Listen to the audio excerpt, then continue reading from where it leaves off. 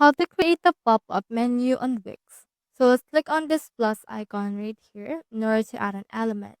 Now hover to this menu and anchor and then just choosing here a menu that you want.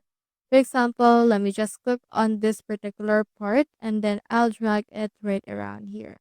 So you can also choose which layout you want to use for your site as well. So as you can see, I have added this one. So I'll just head over and then resize it to my liking. Now, in order to make this a pop-up menu, what you can do in that case is to just click on this particular menu, click on this animation, and then just choosing here the entrance, and then just show in here or just choose a particular entrance animation.